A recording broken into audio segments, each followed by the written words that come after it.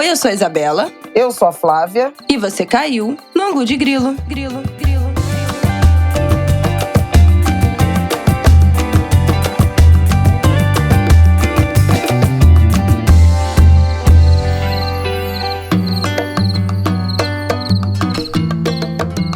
Oi, gente! Boa terça-feira pra vocês com esta voz anasalada de uma pessoa resfriada, mas que não está com Covid. É importante dizer que eu fiz o teste. E aqui, pra agradecer, abrindo esse episódio agradecendo os parabéns que eu recebi na semana passada, que o Angu saiu no dia seguinte do meu aniversário, as mensagens de vocês com sugestões maravilhosas pro nosso Apoia-se que está vindo aí, vem aí, o nosso Apoia-se lado B de Isabela e Flávia Ol. E as sugestões de conteúdos, foram muitas lá na nossa comunidade do Twitter, que eu também tinha pedido na semana passada, de conteúdos pra gente entender essa seita, né, bolsonarista pós-eleições. Mas é isso, vamos que vamos pra esse episódio de hoje. Só queria começar com esses agradecimentos e agradecendo a participação de vocês. E aí, Flávia Ol, tudo bem? Tudo bem, Bela Reis. @Bela Reis. Tudo bem, sim, tive um agitado fim de semana em Mineiro. Belo Horizonte, na verdade em Lagoa Santa. Fui ver a estreia do Paulinho no Galo, vesti a camisa do Galo. Internet bombou com isso, fui flagrada. Na com a camisa do transmissão, Galo. hein? Quero Foi dizer flagrada que... na transmissão do jogo. Pois é, Saiu até no fui flagrada na Metrópolis. transmissão. Quero pedir desculpas aos meus amigos de Minas Gerais, de Belo Horizonte. Foi uma passagem rápida, então não pude procurar ninguém, encontrar com ninguém. Fiquei muito dedicada lá à família, porque ainda tinha aniversário do João Pedro, meu sobrinho neto, digamos assim. E aí a gente ficou mais intocado mesmo. A única saída foi pro jogo. Foi muito legal de ter ido, assim. Então, vesti a camisa do Galo. Eu continuo vascaína, eu não mudei de time. Todo mundo sabe que mudança de time, na minha opinião, é desvio de caráter. Eu sou uma pessoa que continuei vascaína, né?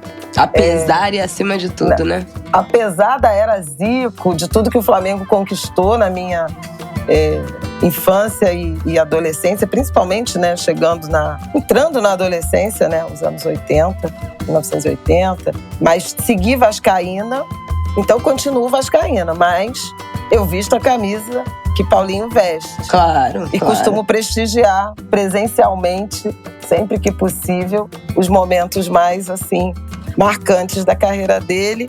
E esse foi um deles, né? Foi muito emocionante vê-lo feliz. Calma que é só abertura. Estar lá no... Quer voltar então depois tá. nesse assunto? Ela já vai embora, gente. Podemos não voltar tem nem nesse trilha assunto? pra isso Não. tudo.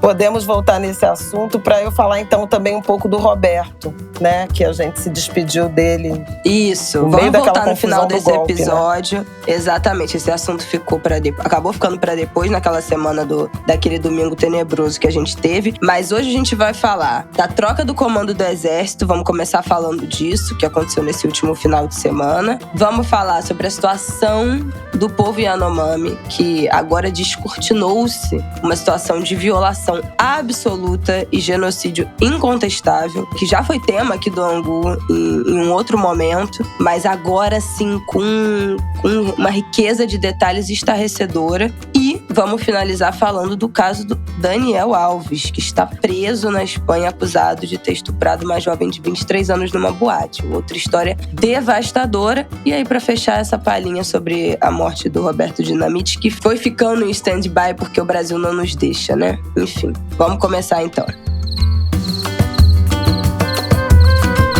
Bom, vamos falar dessa troca do comando do Exército em pleno sábado, Flávia Ol lá, depois do jogo do Galo, teve que entrar na Globo News, ao vivo de Belo Horizonte, para comentar a exoneração, né, a demissão do general Júlio César de Arruda do comando do Exército. Imediatamente já foi anunciado um substituto, que era o atual, né, era o comandante militar do Sudeste, o general Tomás Miguel Ribeiro Paiva. Essa situação ainda é um dos desdobramentos daquele 8 de janeiro dos atos golpistas. Não começou ali, mas se tensionou muito ali, porque aquela imagem, né, do Exército formando uma barricada ali no dia 8 de janeiro, ao redor do acampamento em Brasília, né, onde já estavam os bolsonaristas desde o resultado das eleições. Primeiro, eu lembro que no dia teve uma dissonância de versões. A primeira é que o exército estaria fazendo a escolta praticamente do acampamento e não deixando a polícia entrar para prender, enfim, os manifestantes, os terroristas, os golpistas. E a outra versão é que o exército estaria fazendo uma barreira para que os golpistas não saíssem do acampamento, não debandassem e pudessem ser presos na manhã da segunda-feira, dia 9, como de fato foram, né? 1.200 golpistas foram presos no acampamento no amanhecer do dia 9 de janeiro. E essas duas versões ficaram conflituosas ainda nesse domingo à noite. Mas, ao que tudo indica, era de fato mais uma proteção aos golpistas do que uma barreira que impedisse eles de fugir, porque depois começaram outras versões de que o exército não deixou alguns serem presos, de que o exército deu cobertura para fugas, e essa relação foi se tensionando ao longo dessas 2 semanas, até a demissão, né, a exoneração do comandante do exército nesse último sábado, trocado pelo Tomás, que foi adjetivado, minha gente, como um legalista. E o Arruda já tinha tido a sua postura ao longo desse tempo muito questionada, aparecendo em foto com Bolsonaro, aparecendo de papagaio de pirata em algumas situações, saindo um pouco do papel de comandante do exército e entrando já na cota fã-clube. Então já estava tendo o seu comportamento questionado, e aí o Lula diz que perdeu a confiança, né, nele nesse último tempo e efetivou essa troca. Então vamos ouvir a nossa especialista, agora diretamente do Rio de Janeiro, comentando sobre isso. Eu não sou especialista em questões militares, tá? Mas estou acompanhando bastante, observando o desenrolar, principalmente, né, o eixo das investigações, identificação dos executores, financiadores, organizadores, incitadores da tentativa de golpe do dia 8 de janeiro. E, claro, com uma observação algo surpresa, né, com a pouca ênfase, né, das Forças Armadas, sempre tão atuantes nos anos Bolsonaro, em particular o Exército, sempre se apressaram em fazer notas, comentários, gestões, né, no que diz respeito à corrida eleitoral, inclusive, e um silêncio bastante constrangedor, porque não houve nota, né, nada que demonstrasse uma indignação, né, das Forças Armadas, do Exército, em relação ao que aconteceu no dia 8, destruição das sedes dos 3 poderes, né, da República.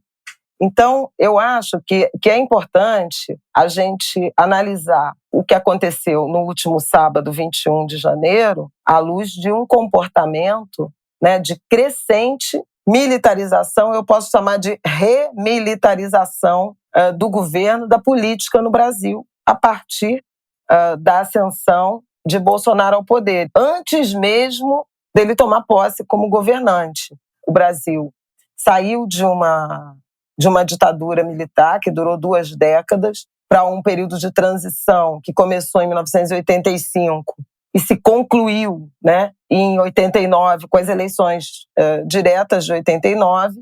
E desde então, o que houve foi uma tentativa de consolidação, fortalecimento da democracia brasileira, a promulgação da Constituição, da nova Constituição em 1988, já sem aqueles vestígios, a chamada Constituição Cidadã. E, a partir daí, um crescente aumento da influência e do poder civil nas instituições brasileiras, da democracia, cada vez se afastando dos militares. Isso é quebrado, né? A gente teve, nos anos ainda no governo Fernando Henrique, a criação do Ministério da Defesa, que foi uma instância, né?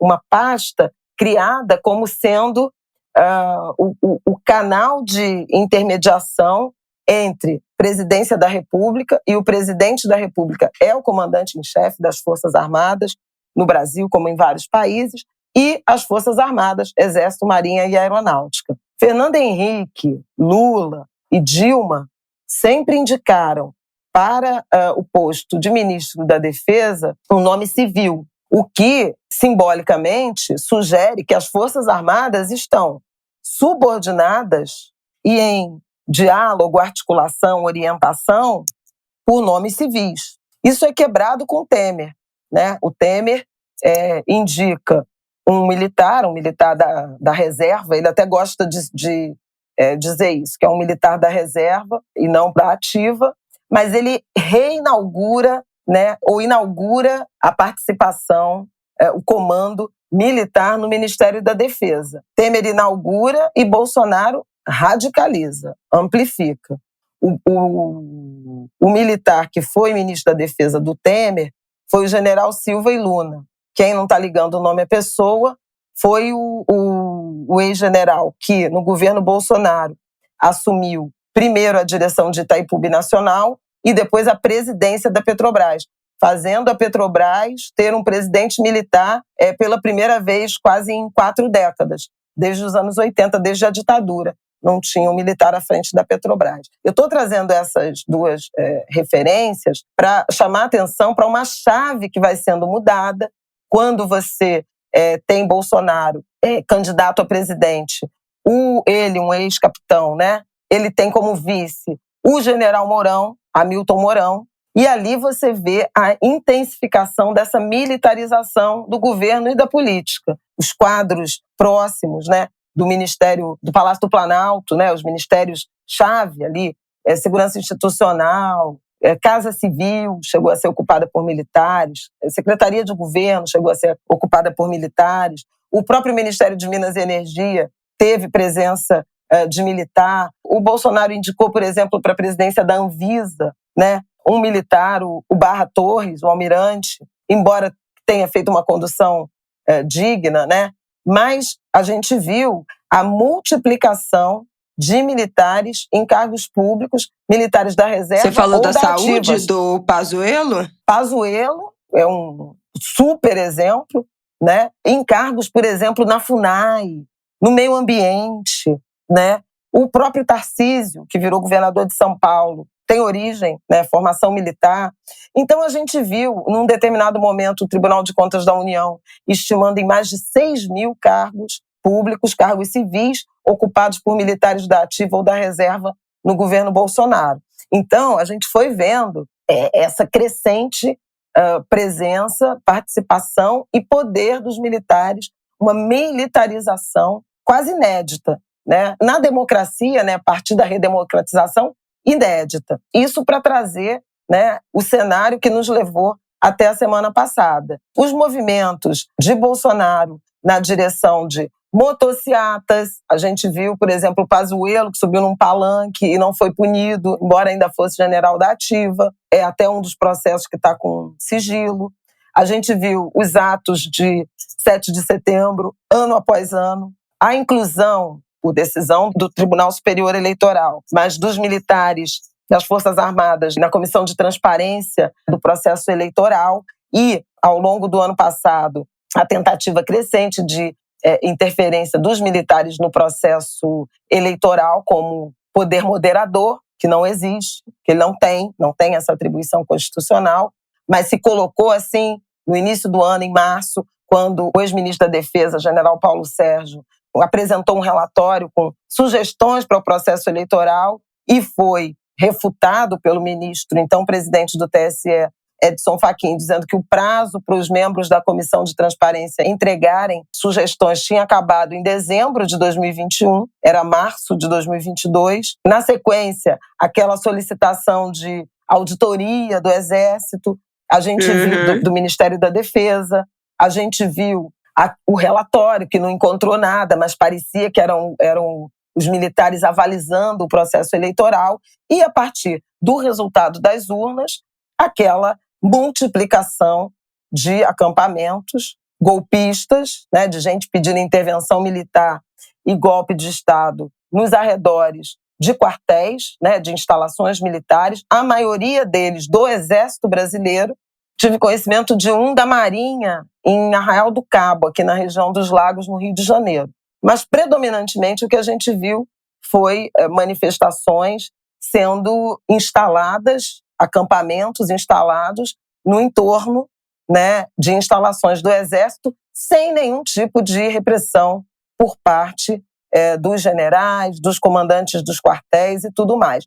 O que vinha gerando estresse, surpresa e alguma indignação, porque parecia, né, uma autorização tácita para aquelas pessoas estarem ali. Depois, o próprio novo ministro da Defesa, José Múcio, um civil, e aí é o momento em que Lula reinaugura, né, a indicação de nomes civis para o Ministério da Defesa, mas o José Múcio apaziguando, né, botando panos quentes. Não, as manifestações são democráticas, há militares, parentes de militares reformados ali, é uma situação delicada, e deu, no 8 de janeiro, como a Isabela está falando, e denúncias que se avoluam. Primeiro, desconfiança de que houve conivência e uma atuação do comando do Exército para não permitir que a Polícia Militar do Distrito Federal fizesse o esvaziamento, né, do acampamento lá em Brasília, que era decisão judicial do ministro Alexandre de Moraes. Alexandre, sempre ele de Moraes, que mandou dissolver, né, aqueles acampamentos a partir da noite do dia 8 do golpe tentado. O ex-comandante da Polícia Militar do Distrito Federal disse que o coronel Fábio Augusto Vieira disse à Polícia Federal, quando ele está preso, né, e quando depois, que o Exército impediu as prisões de terroristas no acampamento golpista. Já havia denúncias de que algumas pessoas conseguiram sair dos acampamentos. Depois, uma informação de que o próprio ex-comandante enfrentou o ministro Flávio Dino e disse que não iam entrar, Flávio Dino e o interventor nomeado pelo Lula para a Polícia Federal. E, no fim da semana, a notícia de que o Alan dos Santos, mas não é o Alan dos Santos, aquele blogueiro. Mamãe o Alan Falei. dos Santos, que foi preso. Não, Mamãe Falei é o... Então, não é o Mamãe Arthur Falei. Duval. Ué, não, o Alan dos Santos. Não é o Alan dos Santos blogueiro. O Alan dos Santos blogueiro não é o Mamãe Falei. A pessoa. Alan dos Santos blogueiro é aquele que está nos Estados Unidos, está com prisão decretada há um tempão, desde o governo Bolsonaro, por conta do inquérito das milícias digitais, e nunca foi preso, e está lá nos Estados Unidos, inclusive se encontra com o ex-presidente, tá lá, no Getty lá da Flórida. Seus aliados. É um outro Alan dos Santos que foi indiciado e agora está preso. Ele se apresentou na semana passada à Polícia Federal por conta daquele episódio, que é também antivéspera do golpe, do caminhão com explosivo, caminhão de combustível com explosivo encontrado e desativado, felizmente, perto do aeroporto de Brasília no dia 24 de dezembro. A polícia prendeu o George Washington. George Washington era o terrorista, né? o cara que ia explodir o caminhão, fez busca na casa dele, tinha mais explosivos e tudo mais. E esse Alan, que se apresentou na semana passada à Polícia Federal, porque estava com a prisão decretada, ele disse que recebeu explosivos, o material para produzir aquela bomba que foi botada no caminhão, no acampamento próximo ao quartel do Exército em Brasília, no Distrito Federal. Então, assim, é um absurdo. Quando o Flávio Dino deu uma declaração forte, o Alan foi forte, o cara que colocou a bomba, né? Que é o que aparece naquela imagem, naquela câmera lateral do caminhão. Ele é o que colocou a bomba, e George Washington é que produziu. Ele admitiu, durante a oitiva, ele admitiu ter colocado pessoalmente o artefato explosivo no veículo carregado de material inflamável. E ele ainda disse que no momento em que deixava a bomba, estava acompanhado do jornalista Wellington no veículo. O Wellington é o terceiro réu da tentativa, então é a terceira pessoa envolvida. Ele recebeu o artefato horas antes de George Washington. Então o George foi o cara que fez, provavelmente, a bomba, entregou pro Alan, e o Alan foi com esse Wellington, e o Alan que aparece naquela imagem colocando ali no caminhão. Pois é, mas veja que a bomba, a partir do depoimento do Alan, a bomba se liga ao acampamento.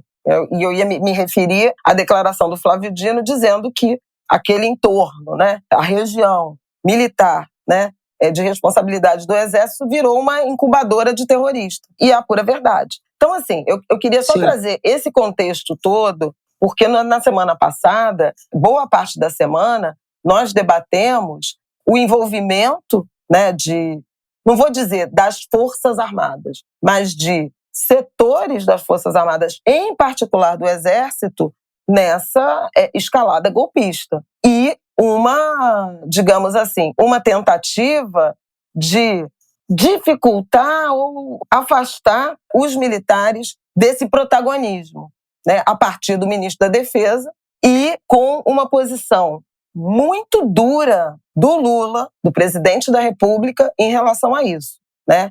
Ele falou, já nos primeiros dias depois do atentado, que teve conivência, porque as portas do Palácio do Planalto, por exemplo, não foram arrombadas, né? Uhum. E na semana passada, na ótima entrevista que deu para Natuza Neri, né, a primeira entrevista exclusiva do Lula já desde eleito, né, como para o terceiro mandato, para um jornalista brasileiro, ele disse que tinha que despolitizar as Forças Armadas, que as inteligências falharam. E falou principalmente, citou os órgãos militares. Também durante a semana passada, ele exonerou 56 militares que estavam lotados no Gabinete de Segurança Institucional e acho que na Secretaria de Governo, mas cargos ligados ao Palácio do Planalto e a serviço também da Segurança do Planalto e da Alvorada, exonerou esses quadros e marcou para sexta-feira uma reunião que teria o ministro da Defesa, obviamente, o ministro da Casa Civil, o Rui Costa, o ministro da Defesa, José Múcio, o ministro da Casa Civil, Rui Costa, os comandantes das 3 Forças Armadas, Exército, Marinha e Aeronáutica, o vice-presidente, Geraldo Alckmin, que, aliás, vou abrir um parêntese para dizer que Geraldo Alckmin ontem assumiu a presidência do Brasil pela primeira vez. Até quarta-feira, Alckmin é o presidente do Brasil, depois de 2 candidaturas tentadas, né, em que ele foi derrotado. Que uma sabor, foi para o primeiro né, turno e a Alckmin? segunda nem isso. Alckmin é o presidente em exercício, porque o Lula está em viagem, a primeira, né, oficial dele no terceiro mandato na Argentina. E mais alguns representantes, e aí isso chamou a atenção, do empresariado. Participaram o Luciano Coutinho, que é ex-presidente do BNDES, um professor conhecido da Unicamp, e o Josué Gomes, que vem a ser o presidente da Fiesp, que teve um impeachment, né, votado, mas também até aqui fracassado, por 47 votos a 1, ele foi deposto da presidência da Fiesp. Só que a entidade não reconheceu o golpe, né, essa destituição, e ele continua presidente. E o Lula chamou o Josué para participar dessa reunião no Planalto, em que seriam, primeiro, debatidas a questão da despolitização das Forças Armadas e um plano de investimento, pediu que os militares apresentassem um plano de investimentos sobre do que eles estão precisando em termos de estrutura, de orçamento, para fazer frente às suas atribuições constitucionais, que são de defesa do território e do povo brasileiro. O José Múcio saiu dessa reunião dizendo que a crise com os militares era página virada. O compromisso daquela reunião foi que os militares envolvidos seriam punidos individualmente, mas que as Forças Armadas não participaram. E eu estava até no ar no Estúdio I e chamei a atenção para, olha, pode ser que as Forças Armadas como um todo e institucionalmente não tenham participado, mas houve setores importantes das Forças Armadas, em particular do Exército Brasileiro, intensamente envolvidas nesse processo. E eu esperava que dessa reunião saísse uma nota, uma foto, uma fala assertiva dos 3 comandantes, ou de um dos 3 comandantes, e nada disso aconteceu. O que deu a sensação de que a torta de climão continuava servida, continuava sobre a mesa. O José Múcio, ministro da Defesa, disse também que, a partir dali, se discutiriam os recursos extra-orçamentários para fazer frente aos investimentos reivindicados, solicitados pelas Forças Armadas. O que, para muitos jornalistas, para a opinião pública, pareceu o seguinte: ainda vão ganhar uma indenização depois de toda essa né, é o que? Eles serão comprados? Qual é o sentido dessas declarações? Então, ficou um baita mal-estar naquela sexta-feira, com essa virada de página. Não, e isso não quer dizer que não precise de um outro olhar para a atuação do Exército e de investimento. Porque, por exemplo, o Exército Brasileiro é responsável por patrulhar fronteira, as nossas fronteiras, inclusive amazônicas, atividade de garimpo. Isso tudo é atribuição do Exército e das Forças Armadas, né? Os rios, marinha. Então, assim, tudo isso a gente sabe, até pelas denúncias nos últimos anos, que o efetivo é muito aquém, especialmente nessas áreas, do que deveria. Mas o timing foi péssimo, né? E eu queria até te perguntar, no que você vai puxar agora, falando da decisão do Lula, porque tem muita gente falando que o Múcio já entrou meio assim, numa cota do tipo, tem que ter, mas que já tá bem queimado, né? Já tem até gente achando que ele vai ser o primeiro ministro a rodar.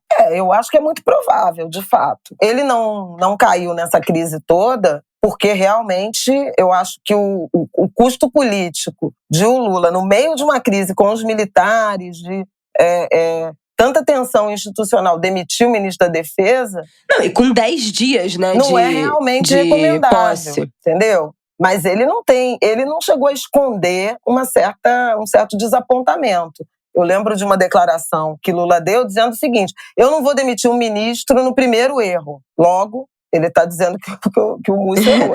A contagem já começou, né? No primeiro não, mas no segundo, já teve o primeiro sabe? erro. O primeiro erro já rolou, entendeu? Não vou, né? E tem muita fritura do Múcio também, setores do PT, enfim. Mesmo no jornalismo, ele não é uma unanimidade. Ele foi escolhido como um cara que tem uma grande capacidade de diálogo, é um cara, né, de botar panos quentes, de fazer aquele meio campo, tem marcado almoços semanais entre o comando das Forças Armadas e ministros, já teve com Flávio Dino, já teve com Rui Costa, aí fez esse encontro com o presidente, mas assim, efetivamente ele não conseguiu até aqui, né, arrancar nenhum tipo de compromisso mais enfático dos militares com a obediência à Constituição brasileira, que é óbvia, né, e com a punição aos culpados, né? Não tem inquérito militar em andamento, mas a gente não tem muita informação. Então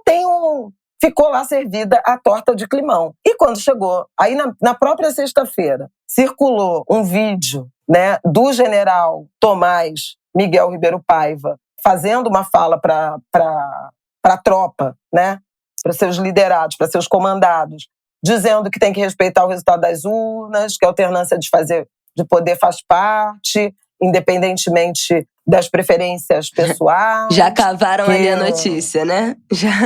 Já começaram a cavar a apresentação dele. Por isso, ele ganhou os holofotes e esse selo de legalista, embora tenha tido relações muito próximas com o general Vilas Boas, aquele famoso pelo tweet de uma ameaça ao Supremo Tribunal Federal se concedesse o habeas corpus para o Lula lá em 2018.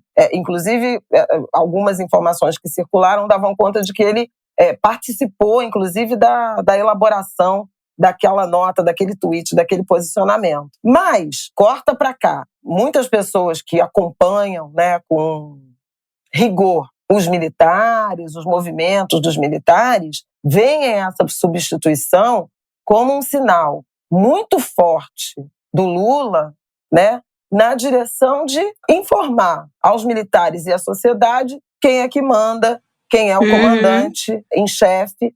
Inclusive, haveria, e circulou também informações de que foi pedido o afastamento de um coronel que está envolvido na história de saques em dinheiro com cartão corporativo. Que pariu.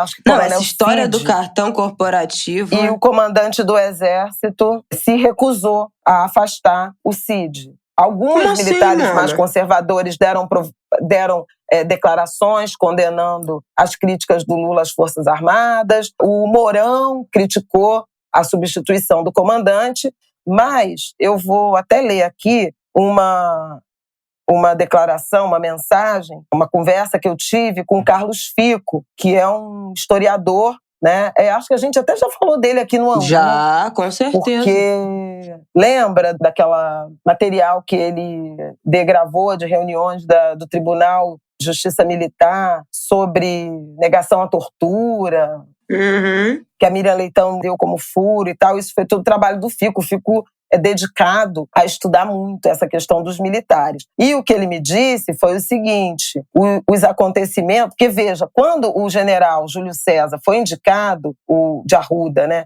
foi indicado comandante do Exército, o critério que Lula e Múcio, né, acertaram foi o da antiguidade, né? Tem uma linha lá hierárquica que os comandantes obedecem. E o general Júlio César, assim como o almirante que assumiu a Marinha, assim como o brigadeiro que assumiu a aeronáutica, eram os primeiros da fila sucessória. Então, assim, tipo, não vou mexer com vocês, bababá, vamos respeitar o modelo de ascensão, né, na carreira, etc, etc. O Fico diz o seguinte, os acontecimentos fizeram Lula mudar de perspectiva e escolheu, finalmente, um comandante legalista. Múcio também, ministro da Defesa, precisou mudar seu discurso admitindo quebra de confiança no comando do Exército. Foi bom o ministro da Defesa fazer um anúncio breve, ele não fez uma longa declaração, e dizer que para sinalizar que, olha, agora sim viramos a página, né? Saiu quem não era mais depositário da confiança, vamos seguir.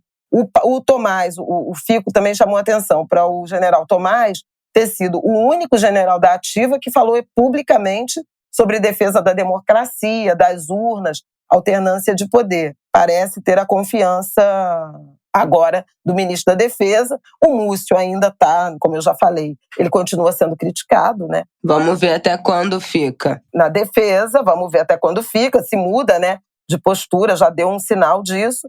E Lula, segundo ainda finalizando aqui o Fico, foi inteligente ao demitir o comandante do Exército e, ao mesmo tempo, fazer o ministro da Defesa modular seu discurso, né? Porque realmente parecia uma esquizofrenia do governo, né? O presidente dizendo que foi traído, que teve praticamente sabotagem, que houve falha da inteligência, e o ministro da Defesa dizendo, não, vamos virar a página, as Forças Armadas não participaram de nada disso.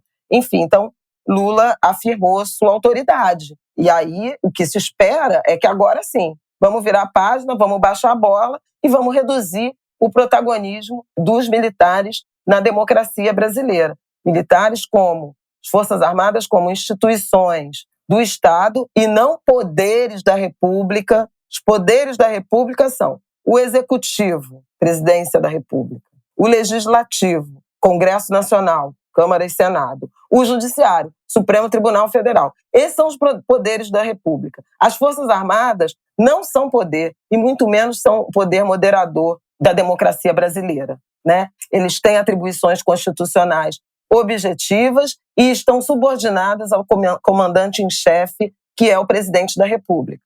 Então, assim, é super importante, uma coisa que eu falei na Globo News, escrevi na minha coluna e repito aqui, é a gente não pensar que a pacificação da sociedade brasileira passa por algum tipo de pacto de concessão aos militares. Porque o povo brasileiro, a sociedade brasileira, não é inimiga dos militares. E nem os militares podem ser inimigos da sociedade e se auto-reivindicar um poder moderador que constitucionalmente eles não têm. Então eles têm que fazer o trabalho deles, eu usei essa expressão, cada um no seu quadrado. E aí, nesse sentido, a gente pode fazer, para terminar, né, uma leitura mais ampla de movimentos que são de despolitização dos quartéis, né? E aí o legalismo apontado para o general Tomás diz respeito a isso, desmilitarização da política, com a exoneração desses quadros, né? A despolitização das Forças Armadas, a desmilitarização da política, e eu adiciono, e eu botei assim, a civilização no sentido tanto de enfrentamento à barbárie, né, quanto no sentido de ocupação por civis do governo. E aí você vê isso muito claramente em alguns sinais que o Lula deu, a meu ver, essa é a minha coluna da última sexta, nas últimas semanas a partir da posse. Por exemplo, depois da tentativa de golpe, ter participado das posses de Sônia Guajajara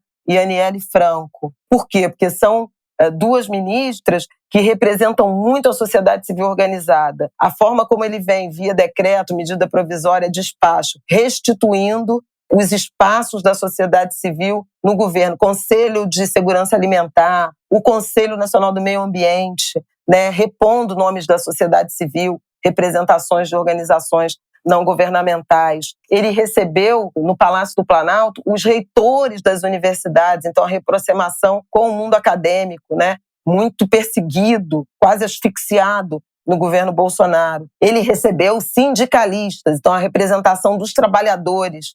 Você vê muito claramente que Lula está imbuído, né, de dar sinais e de se aproximar da sociedade brasileira, das organizações da sociedade civil brasileiras. E isso é um caminho importante na pacificação da sociedade, dessa sociedade que saiu muito rachada, muito fraturada das urnas. Então, estabelecer os canais com lideranças religiosas, com representações religiosas, isso tudo com os artistas, né, e menos militares. E aí, nesse sentido, eu vejo esse tripé de atuação. Civilizar o governo, desmilitarizar a política, despolitizar as Forças Armadas, os quartéis em particular. E o último movimento dessa cadeia de acontecimentos foi a visita a Roraima, né, que é agora o nosso segundo assunto a partir da tragédia humanitária no território Yanomami. Enquanto isso, o ex-ministro da Justiça e o ex-secretário de Segurança do Distrito Federal, Anderson Torres, está preso, ficou em silêncio, né, no depoimento, tem um novo depoimento agendado, e o sub dele tentou falar, comigo não tá. E o Bolsonaro está tentando se desvencilhar da correlação daquela minuta de decreto que a gente falou na outra semana. Então, assim, afora isso, correm as investigações, tem gente sendo presa por financiamento e organização dos movimentos, tem gente que teve prisão domiciliar decretada e gente que teve a prisão preventiva. E aí vai ficar preso dos executores do golpe. Então, Alexandre de Moraes, Polícia Federal, trabalhando um bocado também.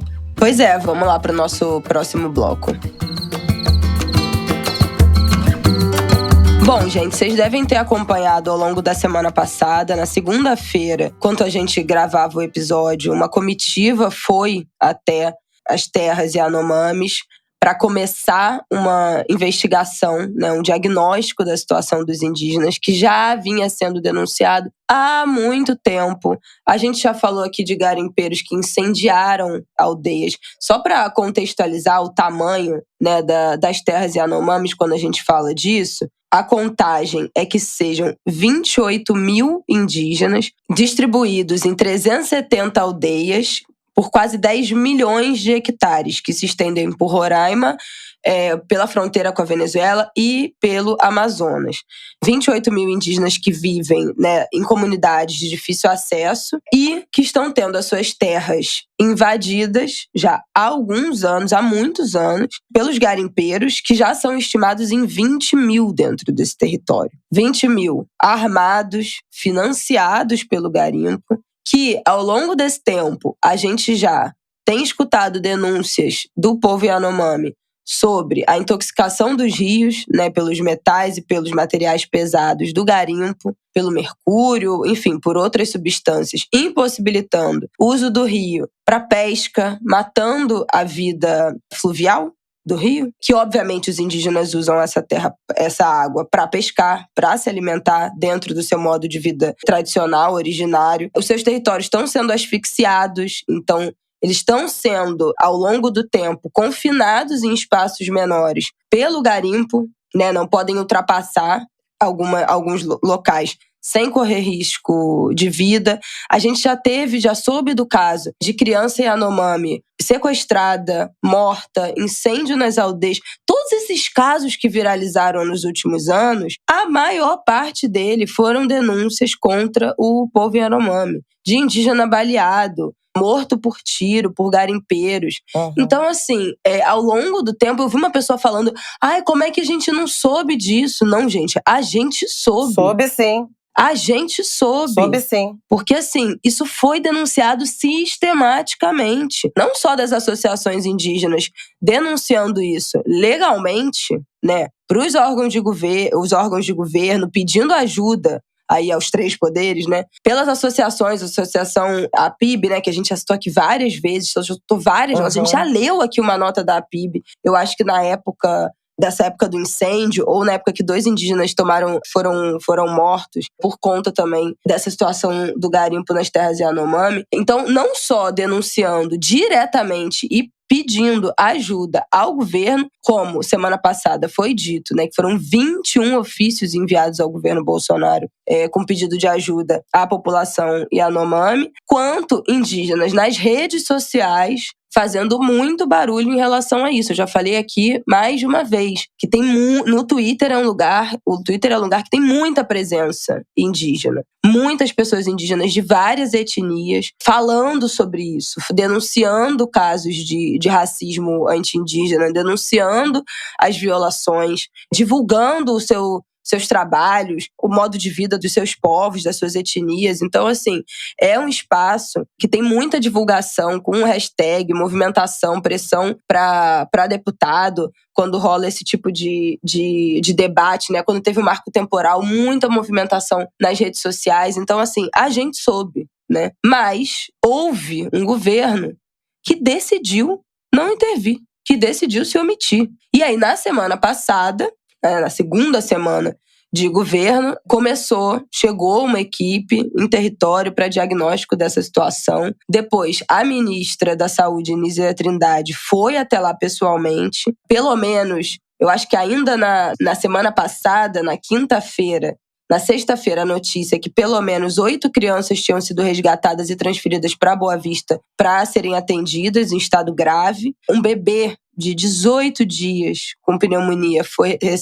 ressuscitado durante a visita, né, dessa equipe de profissionais de saúde, enfim, ao território. O Lula acabou indo lá no final de semana e eu vi até no Twitter as pessoas falando como é importante não só a atuação dos órgãos de governo, da presença da ministra, de uma comitiva, mas o presidente estar em território. Como a visita do Lula e o pronunciamento dele diretamente ali do cerne da situação da etnia Yanomami, teve uma busca absurda na internet para entender o caso, né? Quando a gente fala de disputa de narrativa na internet, isso visibilizou muito mais essa crise e, inclusive, eclipsou uma fake news que também estava rolando por aí esse final de semana, que eu já nem me lembro mais o que era, também não vou procurar, para não ser mais uma voz falando de fake news aqui. Mas a importância do Lula ter ido até lá também no final de semana. Bom, os números são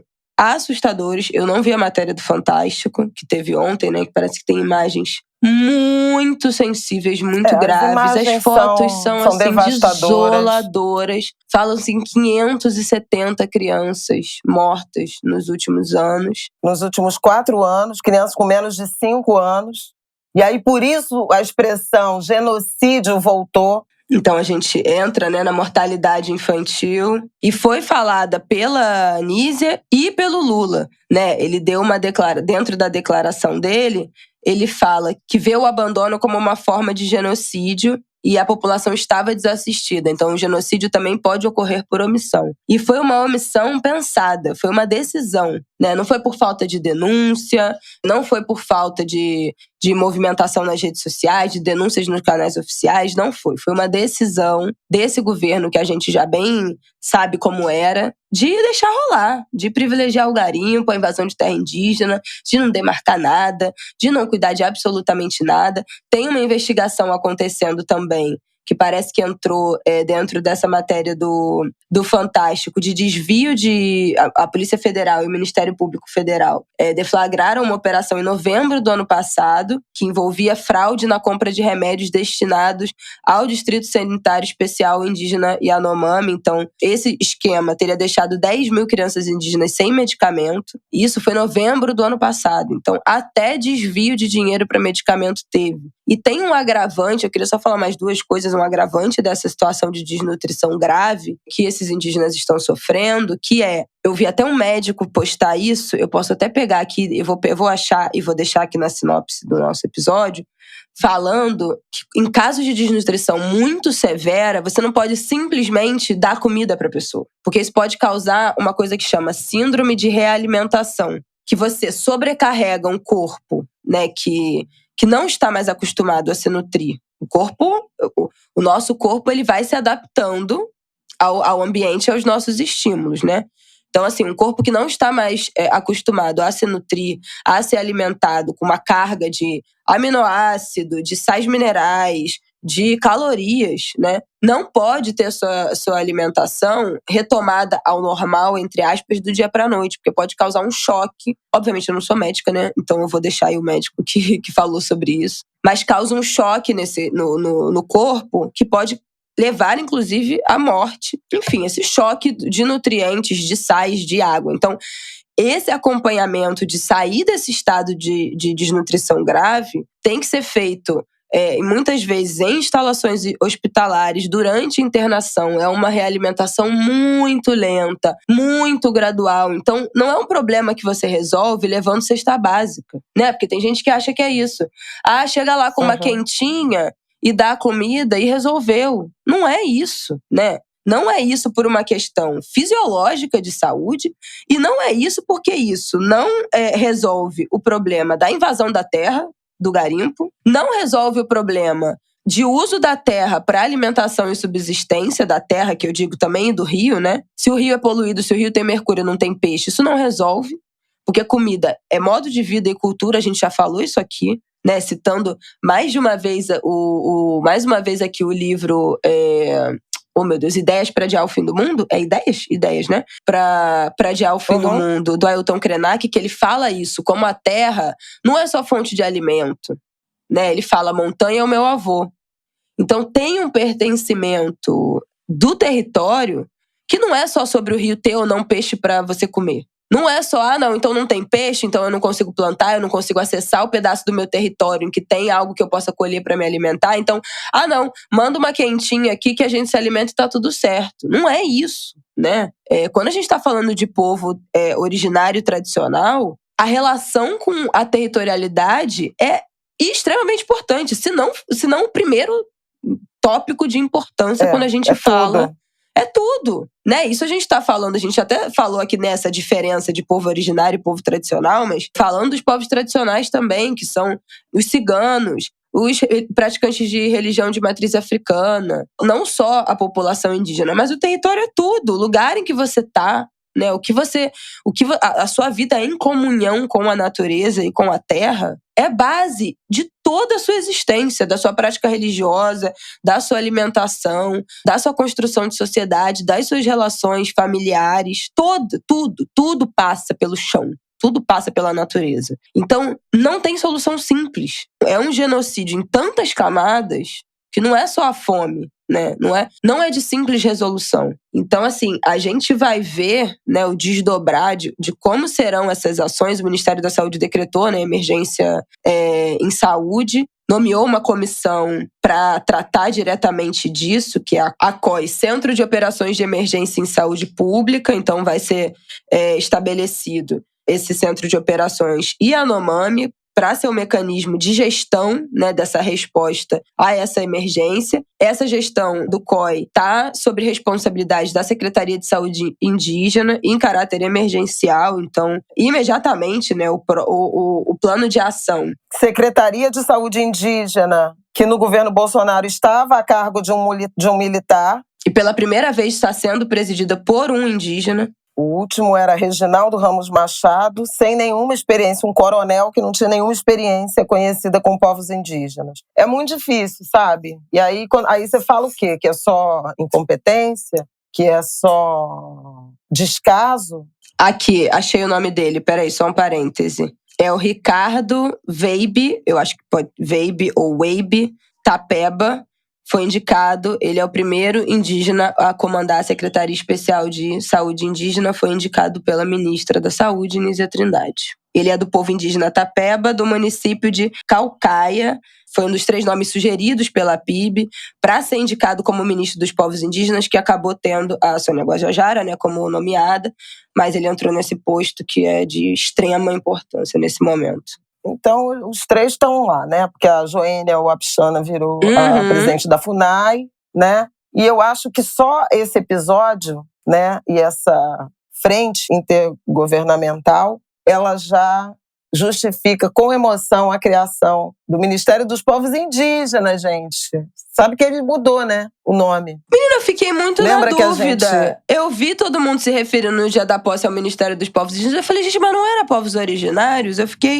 Eu confesso que eu me perdi e não procurei saber na época. Tem uma dúvida aí em relação a isso, que os próprios indígenas preferiram para dar visibilidade aos povos indígenas. Mas eu reafirmo meu ponto.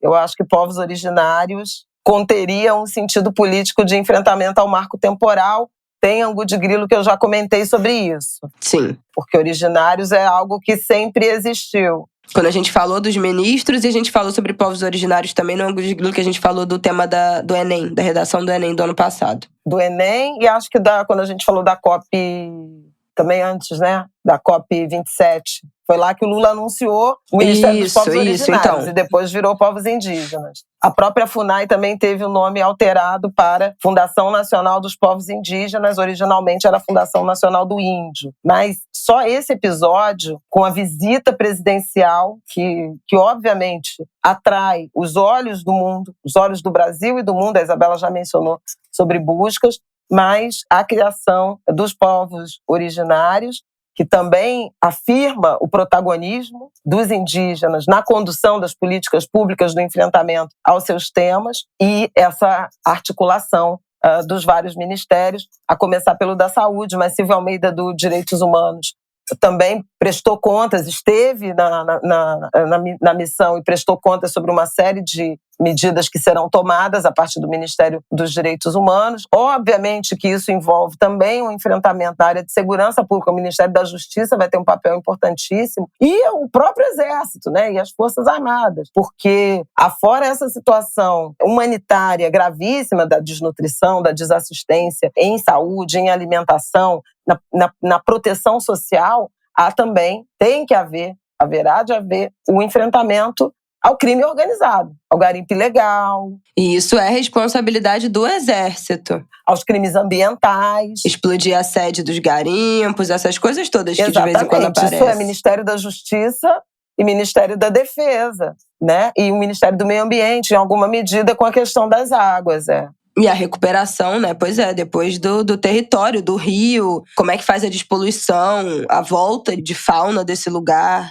Isso. Então pode vir, a partir dessa tragédia, né, uma experiência de política pública multissetorial, multigovernamental ou intergovernamental para o enfrentamento de questões graves dos indígenas. Também na semana passada foram assassinados 2 jovens pataxó, na Bahia. Né? Foi o primeiro episódio de violência homicida ocorrida no novo governo Lula. Então, assim, o acerto da criação desse ministério e a importância dessa articulação governamental. Eu queria sublinhar aqui, afora as denúncias todas que a Isabela mencionou, houve muitas ações no Supremo Tribunal Federal, uma delas, inclusive, porque o Bolsonaro tinha recusado fornecer água, né? Tinha preocupação com a Covid, na época isso também foi para o Supremo, para fazer áreas de isolamento, justamente pela fragilidade em saúde de vários territórios indígenas.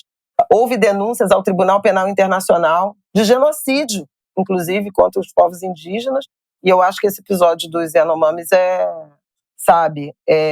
ele justifica o uso dessa... Com certeza, gente. Dessa palavra, desse conceito, dessa denúncia, né?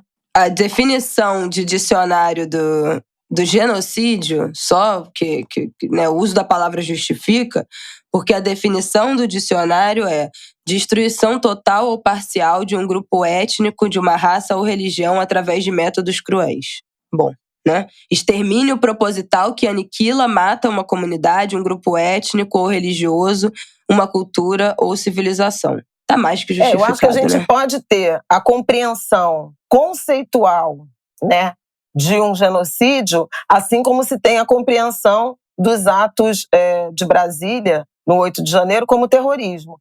Embora o debate jurídico traga divergências. Mas, assim, do ponto de vista da retórica, do posicionamento político e da denúncia, é legítimo falar em genocídio. Aí, se os tribunais internacionais vão considerar isso ou não, se a justiça brasileira, eventualmente, se provocada, vai tratar disso, mas não há dúvida de que se trata do ponto de vista retórico, da observação, da empatia, de crime contra a humanidade, de genocídio. Gente, da violação de todos os direitos humanos, pelo amor de Deus. Não tem assim. Então é mais um episódio que agora que o Brasil tem conhecimento, né, criminoso do governo Bolsonaro, que quando candidato disse não vai ter haver nenhuma demarcação, nenhum centímetro de demarcação de território indígena quilombola, que nunca perdeu nenhuma oportunidade de desqualificar, de humilhar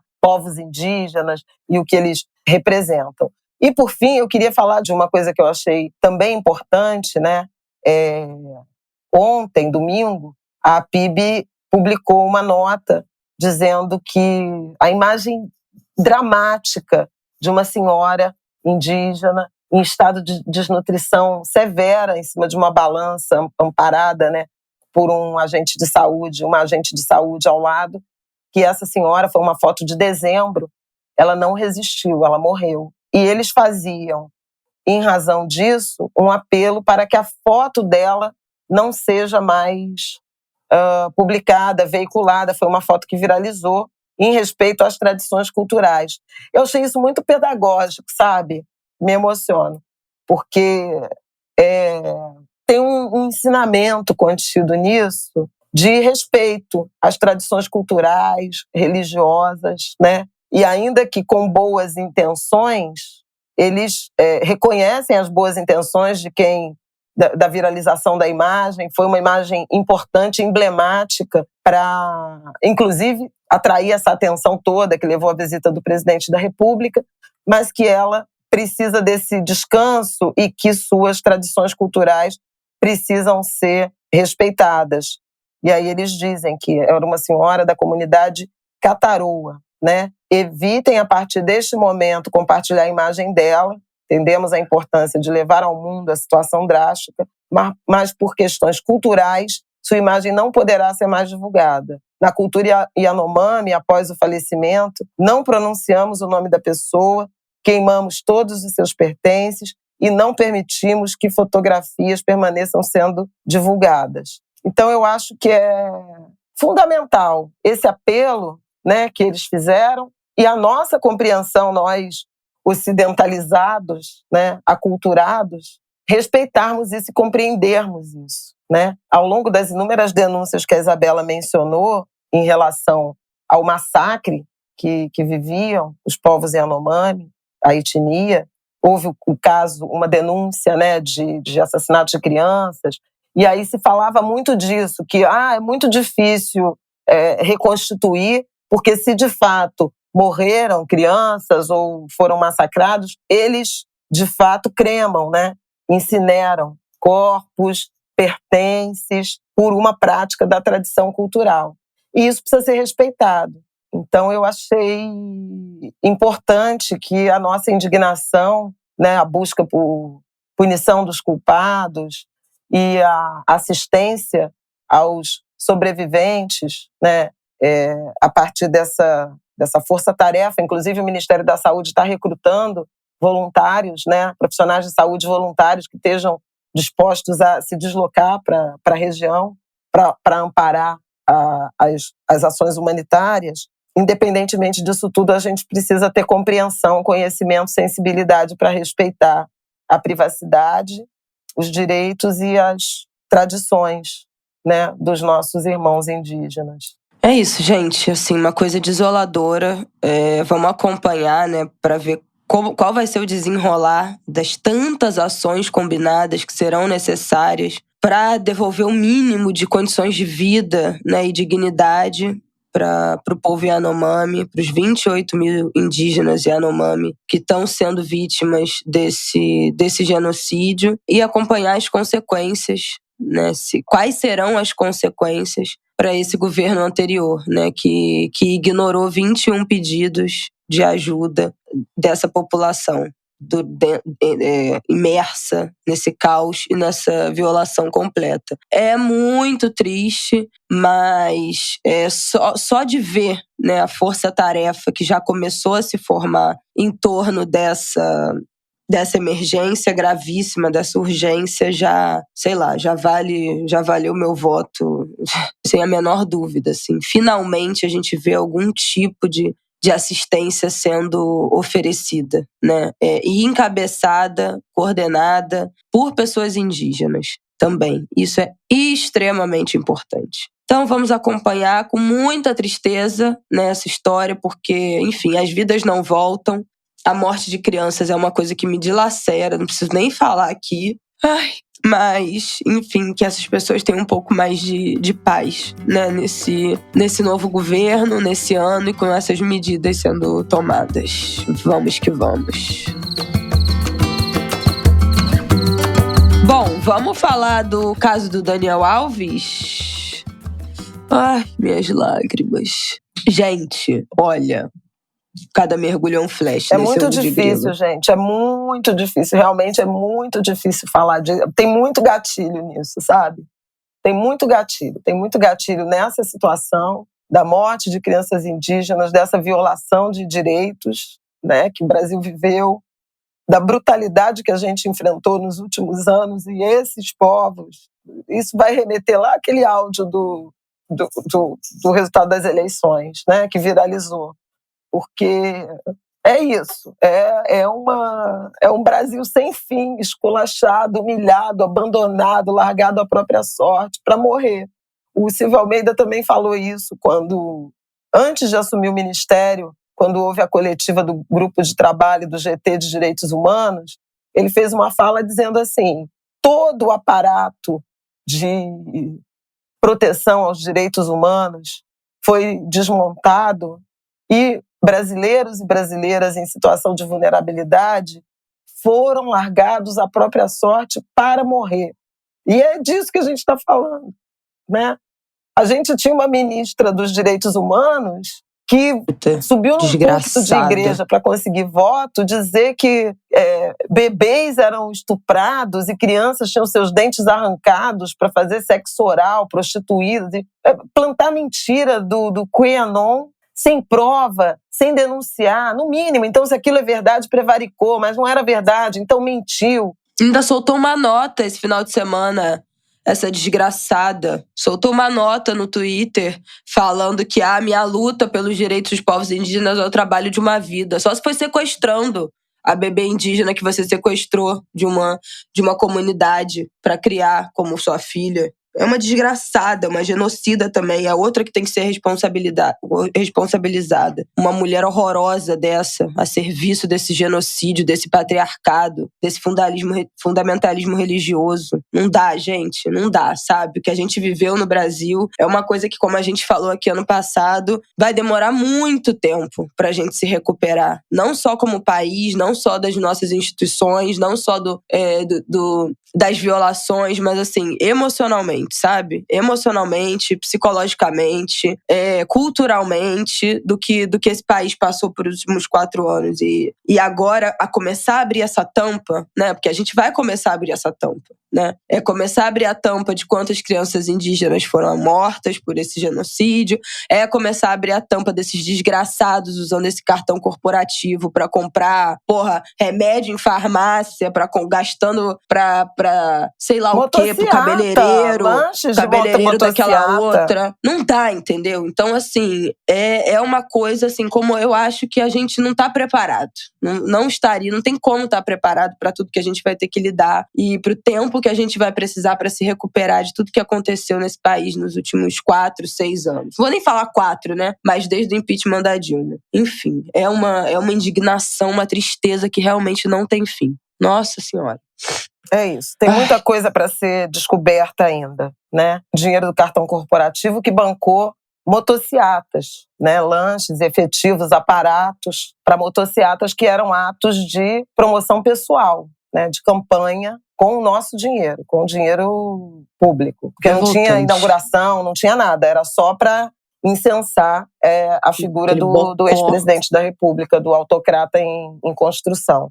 Enfim, aí vamos para outro assunto que também desperta gatilhos, né? Nossa Senhora, misericórdia, vamos lá. Gente, eu acho que assim, eu não sei se vocês estão sabendo já, né, dessa história do Daniel Alves, que começou a pipocar aí na sexta-feira passada, que ele foi preso do nada, enfim, do nada, né, não foi do nada, mas eu acho que a nossa imprensa brasileira não estava dando tanto protagonismo para essa notícia que já estava correndo na Espanha desde do comecinho do ano, que ele estava sendo alvo de suspeito, né, foi denunciado por estupro de uma jovem de 23 anos numa boate super de luxo, em Barcelona, do dia 30 de dezembro, na véspera ali do dia do Ano Novo. A história é terrível. Eu acho que eu vou poupar vocês dos detalhes, mas enfim, podemos deixar aqui notícias que falem melhor sobre tudo que aconteceu, mas eles estavam numa boate, ela entrou num banheiro, ele foi atrás dela e ela saiu 14 minutos depois completamente atordoada. E aí eu quero fazer o meu primeiro destaque dessa notícia horrível. Mas imediatamente depois que ela sai do banheiro, depois de ter sido violentada, né, como depois ela prestou, falou, né, no seu depoimento, ela vai até um segurança da boate, avisa que foi vítima de estupro e de violência, e a boate imediatamente aciona um protocolo de violência sexual. Uma coisa importantíssima. Porque isso assim, gente, um exemplo. Eu, inclusive, espero alguma reportagem em algum momento que fale melhor de qual né? Fale com a pessoa, o dono dessa boate, sei lá, para entender melhor como é esse protocolo. Por quê? O que nós sabemos? Que quando ela fala com segurança, eles imediatamente, eles não seguram o Daniel Alves, eles não deixam o Daniel Alves embora, nada disso. Eles se voltam completamente para essa mulher que foi vítima dessa violência. Então, eles isolam ela, né? Eles chamam a polícia, eles protegem ela, eles protegem, pelo que eu entendi, também o que seria a cena do crime, e imediatamente já prestam toda a assistência. As imagens, né? Começam a seleção de imagens. Pegam as câmeras imagens, de segurança. Porque também a primeira coisa que some, né, nesses casos, inclusive, primeira coisa que some também por questões, os próprios donos das boates somem com essas imagens, né, de segurança. A gente tem casos aqui no Brasil sobre isso, já casos muito famosos. Então, protegem as imagens, protegem a vítima, acionam a polícia. Ela imediatamente presta o seu primeiro depoimento para a polícia. Vai para um hospital, faz o exame corpo delito, é assistida num hospital. Mas isso era na madrugada, de 30 para 31, foi às 4 da manhã. Dia seguinte, Ano Novo. Ela vai prestar o seu depoimento oficial para a polícia no dia 2 de janeiro, que ela vai, de fato, até a delegacia para prestar o seu depoimento oficial. As primeiras informações, né, que se tem, que a imprensa da Espanha levantou, é que as forças policiais e a própria juíza que expediu o mandado de prisão e a prisão preventiva para o Daniel Alves, é que o depoimento dela é absolutamente consistente com as lesões que ela apresentou no exame de corpo de delito, com, enfim, os horários, tudo que ela, com as imagens de câmera de segurança, com o depoimento, que eu tenho certeza que também com os depoimentos. E aí isso é muito importante também do protocolo, porque ela tem testemunhas ali da boate que viram o jeito que ela saiu, que viram o que ela falou imediatamente depois, né? Então, com as testemunhas que também estavam ali naquele momento e viram a forma como ela ficou depois, que viram que ela imediatamente pediu ajuda e fez essa denúncia. A juíza diz que o depoimento dela é absolutamente contundente, que há material biológico no corpo de delito, não diz exatamente o quê, mas que tem material biológico, que eles coletaram pegadas, coletaram digitais da cena também do crime, né, desse banheiro. O Daniel Alves se contradiz 3 vezes sobre essa história, manda um vídeo para uma emissora de televisão, para um programa de televisão, dizendo que nunca tinha visto aquela mulher na vida dele, Nunca tinha essa senhora, visto, não sei nunca quem vi é essa essa mulher. senhora. É essa senhora, uma mulher de 23 anos, mas já é esse jeito, né? Depois, peraí, eu tô tentando descobrir qual é a coisa que ele fala depois. Porque essa terceira que foi o que apareceu, deu 3 Eu sei versões de duas, aqui, ó. porque aí ele sai Pois do é, mas México. são 3. Ele primeiro diz que ele nega, falou que nunca tinha visto essa mulher. Depois, ele diz, no depoimento da juíza, que ele estava no banheiro da boate quando a mulher entrou, mas que não teve nenhum contato com ela e que ficou parado, sem saber o que fazer, o que as imagens de segurança já derrubam, porque quem entrou no banheiro primeiro foi ela, não foi ele. E, por fim, ele admitiu para a juíza que fez sexo com a vítima, mas que teriam sido relações consensuais. E que disse que a mulher que teria ido em direção a ele para fazer sexo oral. Ou seja, já começa se contradizendo 3 vezes, o seu depoimento não para em pé, muito menos pelas lesões comprovadas na vítima, pelo depoimento, pelo protocolo de segurança, pelas imagens. Foi expedido o mandado de prisão e prisão preventiva sem fiança pelo risco de fuga, porque ele não é cidadão espanhol. Então, se ele vier para o Brasil não extradita, né, o brasileiro, e pelas suas condições financeiras, obviamente, de fugir a qualquer momento. Mas o que eu queria... E por último, só um detalhe mais sórdido dessa história, se é que é possível, ele tinha ido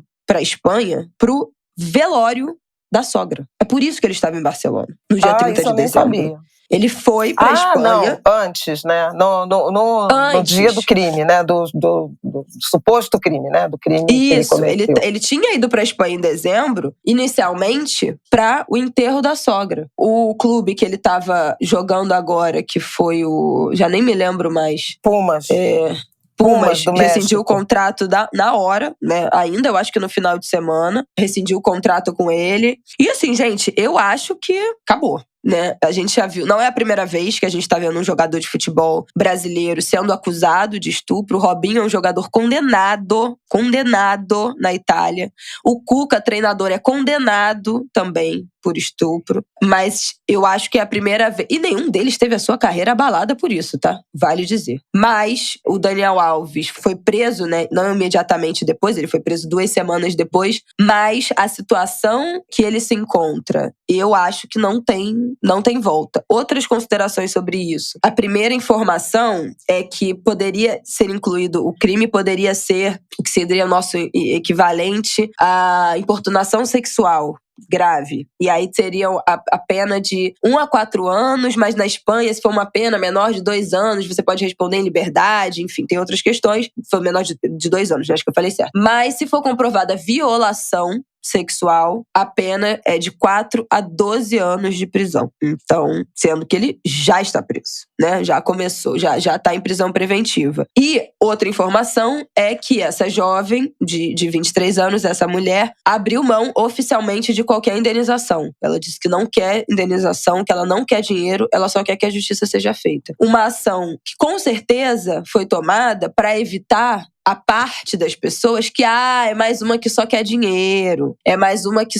está fazendo falsa denúncia porque quer ganhar uma grana em cima do cara.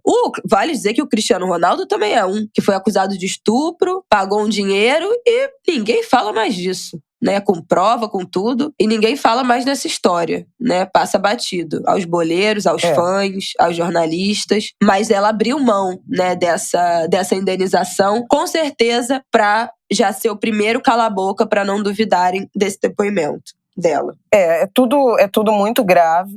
Ele parece que saiu do México para depor na Espanha, na tentativa de desqualificar, né, a denúncia dessa jovem, e acabou se dando mal porque, ao chegar lá, tomou conhecimento da decisão da juíza, que se referiu à consistência do depoimento da jovem vítima.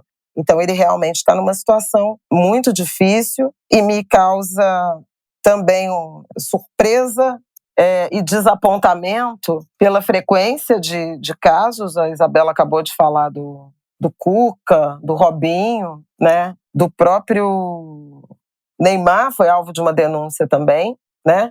E inclusive teve, no caso da brasileira Nájila, que acabou desmoralizada, né, no decorrer do processo, mas o Neymar teve o contrato com a Nike rompido de forma unilateral pela marca por uma denúncia de assédio sexual também, a uma funcionária da Nike. Então, assim, gente, tem algum problema, né, com esses atletas brasileiros e a misoginia, a objetificação, a forma como tratam mulheres. Eu acho que tem uma reflexão estrutural a ser feita. São ídolos, né? O Daniel Alves era um ídolo da torcida brasileira. É o jogador mais vencedor, né? Mais vitorioso. E da torcida espanhola. Ele é um ídolo do Barcelona, gente. É que a gente não tem muita dimensão, mas é. Então, assim, é muito duro. E, inclusive, também muito dura a relativização, né? Tem muita gente no mundo do futebol ou fora dele que, é isso que a Isabela falou, de tentar insinuar que, na verdade, é uma mulher em busca de dinheiro ou desqualificar a honra. Agora, não é não, né, gente? Não é não. Não tem desculpa, não tem argumento, não tem justificativa, não cabe nada. Não é não. E é muito duro você ver um ídolo do futebol, do esporte brasileiro, envolvido numa história tão sórdida e tão grave. Inclusive, também desrespeitando a própria família. Uma coisa horrorosa, gente. É tudo no meio horrível. do luto da esposa. Horrível. É uma coisa nojenta. E a última coisa que eu queria falar sobre isso pra gente encerrar, que obviamente isso é um retrato, né? Isso é um retrato, uma consequência do patriarcado, né? Do jeito que a gente educa esses homens que acham que podem, né? Que acham não, que dentro da nossa sociedade aprendem que podem fazer tudo o que eles quiserem no corpo de uma mulher. Que eles têm livre acesso. Não importa se é consensual, se foram autorizados ou não. Então, isso é uma consequência. E no caso dos jogadores, eu acho que a gente pode pensar também como o dinheiro, a fama, o poder, dá ainda mais poder, né? O dinheiro e a fama e a proeminência dos caras se acharem acima de tudo. Acima do bem e do mal. Acima de qualquer acordo de respeito com o corpo do outro. Acima de qualquer possibilidade de punição. É a certeza de impunidade. Porque quem é que vai acreditar nessa maluca, né? Eu, que todo mundo me conhece, que eu sou famoso, que eu jogo bola, que eu sou um ídolo, que eu sou rico, que eu tenho dinheiro pra, inclusive, comprar esse silêncio, se eu quiser. Quanto é? Quanto custa? Eu pago, né? Que o dinheiro vai resolver tudo, né? É uma noção de poder, de que a fama e esse lugar de poder, de proeminência, te dá automaticamente acesso de todas as mulheres. Quem é a mulher que não vai querer transar comigo, né? Todas as mulheres transariam comigo se pudessem. E aí jamais aceitarão uma negativa. Isso além do basal, porque também não é só jogador de futebol, milionário, famoso, que estupra mulher. A violência sexual contra as mulheres está presente em absolutamente todas as camadas da sociedade, todo tipo de relação. É dentro de casa, é familiar, é dentro do casamento, é dentro da monogamia, é de madrugada numa boate do outro lado do mundo, em todas essas situações. Então, assim, é um problema, de fato, e aí podemos falar, estrutural, da forma como a gente educa esses homens. E faço uma chamada aqui, qual é a formação desses jogadores de futebol, dessas equipes de base, nesses clubes. Que, assim, não é normal que isso seja algo tão recorrente, esse tipo de denúncia, né? Isso se a gente não pensar nas que não foram denunciadas, tá? Se a gente pensar que os casos de estupro, em geral, são muito subnotificados, né?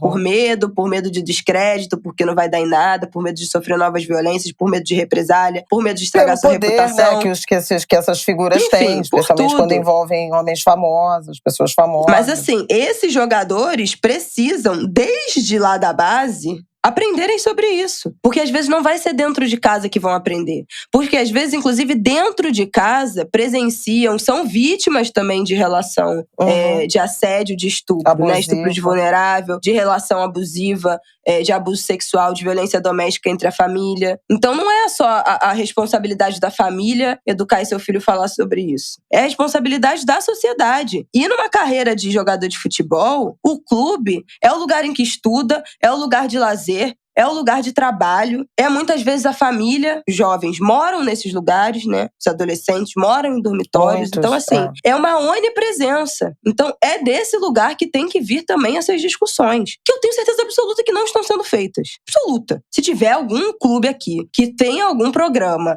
de educação sexual, de educação sobre a nossa sociedade, sobre patriarcado, machismo, que debata esse tipo de assunto de masculinidade com os seus jogadores desde os 10, 11, 12 anos de idade, por favor, vocês me falem, porque eu quero estar aqui na semana que vem pra bater palma. Mas assim, eu tenho certeza que não é de praxe. E precisa ser. Porque uma parcela ínfima desses jogadores viram um Daniel Alves e a outra viram homens que vão conviver em suas vidas com salários medianos, vão arrumar outros empregos porque não deu certo na carreira de futebol e ainda assim podem abusar de mulheres e dilacerar a vida de mulheres e de famílias. Então a preocupação não é só com 1%, 0,1% que vai virar o Daniel Alves, o Neymar e o Cristiano Ronaldo. É com todos os outros, né? Que não virarão essas grandes estrelas, mas ainda serão homens dentro dessa sociedade patriarcal, naturalmente já exercendo poderes em cima das mulheres. Então, assim, também não dá para os clubes tirarem o corpo fora como se não fosse problema deles. Porque também é responsabilidade. E eu queria também pensar, né, nos clubes, mas também na estrutura toda, na indústria, sabe? Porque tudo bem, você tem toda a razão. Tem os clubes e a formação de atletas que vão ser ou grandes referências ou pais de família medíocre que vão cometer violências, mas assim, tem toda uma estrutura, sabe? De marketing, de assessoria de imagem, a quem a gente chama de ídolo. Porque isso também reflete, né? É uma imagem que vira referência, que vira modelo para outros meninos, para outros jovens que nunca serão jogadores de futebol, ídolos e tal, mas que vão consolidar essa imagem de que mulher é isso aí mesmo. Que construção é essa que a gente está fazendo, né? Que idealização é essa que está sendo feita em relação... Que assim, tudo bem, vamos lá, você pode em algum momento dar o benefício da dúvida. Mas assim, o lema do Homem-Aranha, grandes dons, né? Viram grandes responsabilidades. Eu acho que é isso, grandes missões são grandes responsabilidades. Esqueci o lema do Homem-Aranha. Mas veja, não pode, entendeu? Um cara com esse nível de fama, de admiração, de referência, não pode estar envolvido, não pode sofrer essa denúncia. Não estou falando nem de cometer o crime, porque obviamente que não pode cometer o crime, mas não pode sofrer essa denúncia.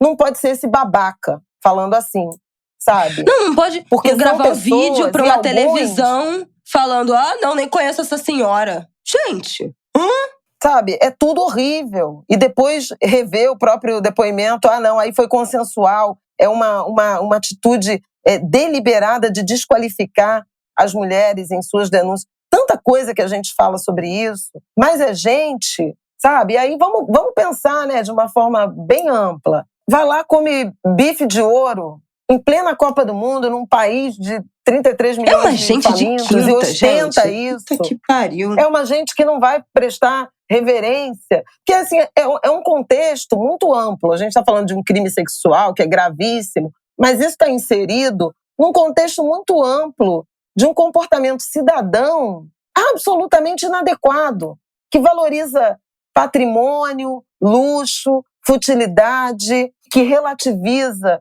a misoginia, a homofobia, o racismo, sabe? Que acha que tudo é mimimi, que não reconhece, não valoriza ídolos que pavimentaram caminhos que hoje permitem que eles tenham tanto dinheiro, tanto conforto. Então, assim, eu acho que a gente tem que pensar muito sobre de que forma essas carreiras são construídas, de que forma que marcas tomam decisão de se aproximar de determinados atletas, ídolos, artistas, e fazem vista grossa para outros, entendeu? Será que não seria um dinheiro mais bem aplicado, um investimento na base, por exemplo, do esporte, da cultura? Será que é tudo sobre dar milhões de dinheiro para alguém calçar o seu tênis, vestir a sua camisa? Sabe? A gente tem, assim, casos tenebrosos. A gente tem o goleiro Bruno, em que parte, inclusive, da torcida e da sociedade relativiza isso. Quer vê-lo no seu próprio time. né, que mandou, esse eu posso falar, não é nem suspeição, porque ele foi condenado, mandou matar a mulher de um filho que teve fora do casamento porque não queria assumir essa paternidade. Paternidades que não são assumidas, paternidades que são assumidas de um jeito midiático, que desvaloriza, que vulgariza a educação, o letramento, a formação escolar, e que se sobrevaloriza o patrimônio. Então, assim, tá muito errado, sabe? Um pouco antes da Copa, o Militão, que foi inclusive para a Copa do Mundo, jogou a Copa do Mundo pela seleção brasileira, disse que não podia dar 6 mil de pensão pro filho que ele quis tanto que a mulher tivesse, encheu a cabeça da mulher, a mulher tirou o DIU, não queria ter filho, tirou o DIU para ter um filho com ele. Obviamente, ela grávida, ele já estava indo dar rolê em boate, já se separaram, já não estavam nem mais juntos quando a criança nasceu. Ele não queria dar 6 mil reais de pensão por mês. O cara ganha 4 milhões de reais por mês. Joga na, sei lá onde, no Real Madrid, sei lá. Ganha 4 milhões de reais por mês, só de contrato de jogo, fora de publicidade, fora de tudo isso. Disse que não podia dar 6 mil de pensão, porque senão ia desfalcar a renda dele, que sustenta outras pessoas da família. Dá, né? Não dá. E o cara não tem. O cara tem a coragem de se pronunciar e falar isso. A liberdade de se pronunciar e falar isso. Uma coisa dessa, Por isso que eu tô falando que é uma questão estrutural mais séria. Sim. Sabe? Olha quantos casos. Então, assim, tá faltando uma faxina, né? É endêmico. E isso acontece com jogadores de outros países, né? Não é só os brasileiros. Não, claro que não. Mas eu acho que tem uma estrutura, uma cadeia industrial muito equivocada. E chamaria atenção para o que você também já chamou, mas eu achei absolutamente importante esse protocolo que foi instaurado no primeiro momento, e muito da impunidade, da percepção, né, do sentimento de impunidade que esses criminosos têm, criminosos sexuais têm, é justamente isso. Que o tempo vai passar e ele não vai ser pego. Especialmente se tiver poder econômico envolvido, que era o caso. Super importante ter tido esse protocolo, qualquer que seja o desfecho, óbvio que é um caso em andamento, mas sim, ainda que no futuro, né, o Daniel Alves venha a ser inocentado, a própria mudança de versões que ele próprio promoveu, ela já é muito nociva e errada. Então, foi consensual. Então, por que ele mentiu dizendo que não conhecia? Não tem nem essa senhora. Tem nem que entrar nisso. Assim, tá tudo errado. Sim. Muito desvio ético no comportamento de quem a gente gosta de chamar de ídolo. Bom, pra finalizar, fala rapidinho do Roberto Dinamite, que a gente ficou de falar naquela semana, né? A morte dele, você teve no velório. A gente acabou não conseguindo falar por causa dos atos golpistas do dia 8 de janeiro. E isso ficou pra trás, mas eu acho que vale falar um pouquinho disso aqui pra fechar esse episódio. A gente tá falando de um pouco de futebol, né? E perdemos no intervalo muito curto de tempo 2 grandes ídolos do futebol brasileiro, em particular, e no caso do Pelé, o grande jogador, atleta do século. Mas a gente teve na semana seguinte, no domingo, dia 8, no domingo do golpe, da tentativa de golpe, a morte do Roberto Dinamite. Ele já vinha enfrentando um câncer, estava realmente com uma fragilidade muito grande de saúde, mas a morte dele foi inesperada. Repentina. Ele passou mal, foi para o hospital e morreu, né?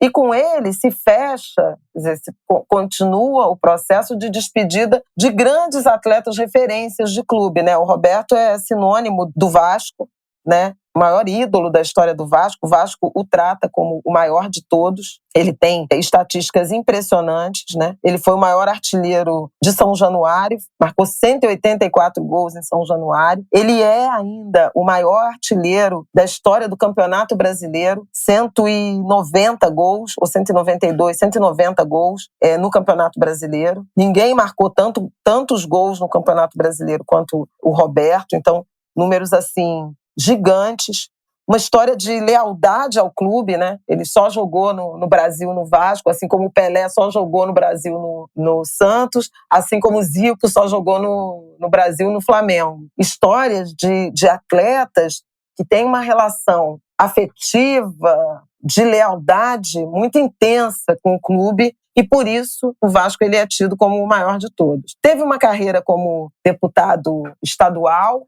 nada brilhante, e não foi um presidente bom para o Vasco, né? Como dirigente, ele não brilhou e não entregou o que ele entregou como atleta. Mas o Vasco conseguiu fazer uma homenagem muito bonita a ele, com a exibição de um telão gigantesco com os melhores lances da carreira. O velório em São Januário foi muito emocionante, com a presença de muitos ex-jogadores. Foi até curioso de observar, porque o velório do Roberto teve uma presença maior de ex-jogadores, ídolos, não apenas do Vasco, do que do próprio Pelé, e a torcida vascaína lotou São Januário. Eu fui no meio da tarde, nas últimas 3 horas de velório, e a fila era imensa, chegava no Portão 9, muitos idosos, muitos adultos, gente que viu o Roberto jogar, como eu, que consolidei minha vascaínice, né, com o Roberto Dinamite, era o grande ídolo do time na minha infância e adolescência, mas tinha muito jovem também, gente que não viu Roberto jogar e que reconhecia nele essa figura do maior ídolo do clube pelo qual esses jovens torciam, assim como a gente viu muitas crianças no velório do Pelé, chorando e lamentando.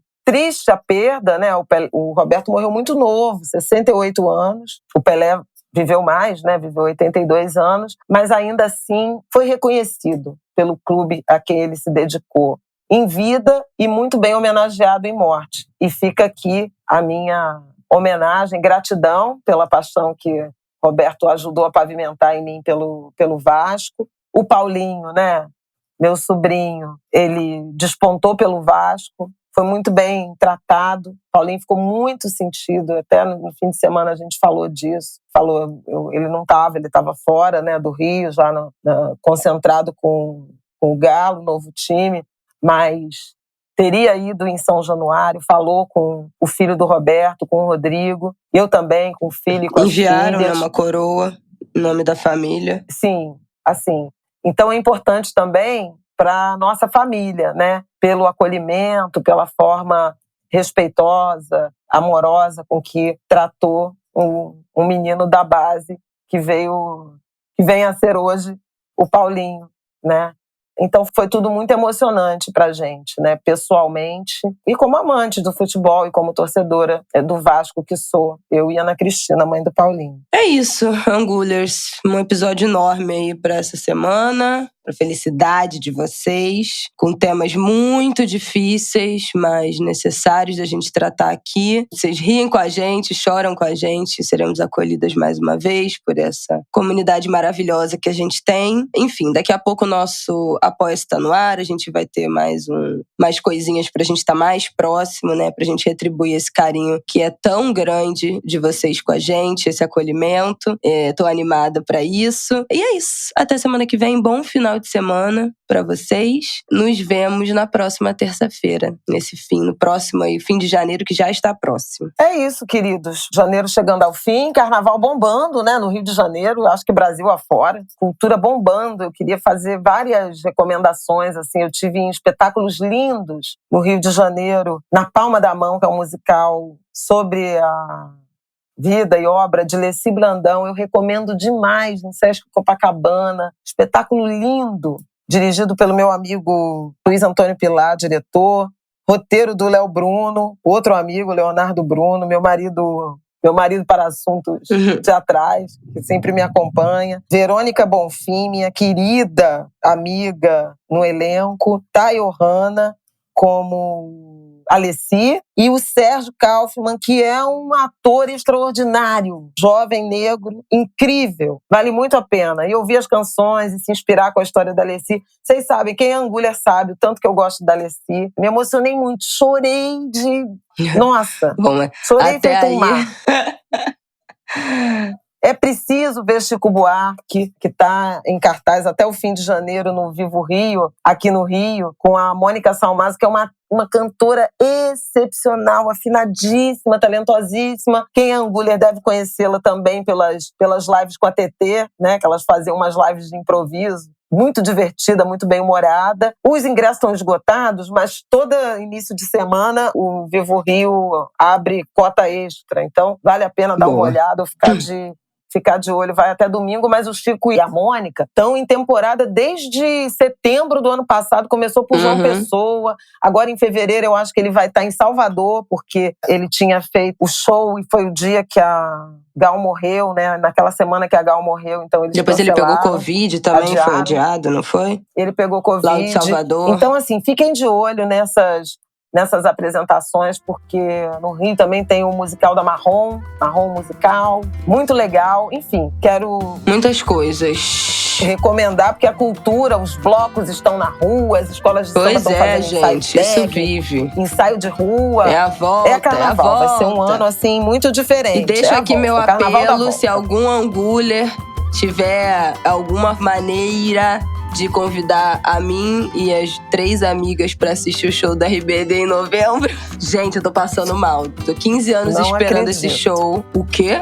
Faço permuta, me dá um ingresso, me convida, entendeu? Eu preciso ir nesse show. Vou estar lá sexta-feira aqui, 10 horas da manhã, pronta pra comprar meu ingresso. Mas se eu não conseguir, fica aí meu apelo, tá? Pra alguém me convidar, por favor, gente. Eu preciso viver essa emoção, tá? Um beijo, boa semana pra vocês. E até semana que vem. Tchau. Tchau, pessoal. Boa semana, Angulers.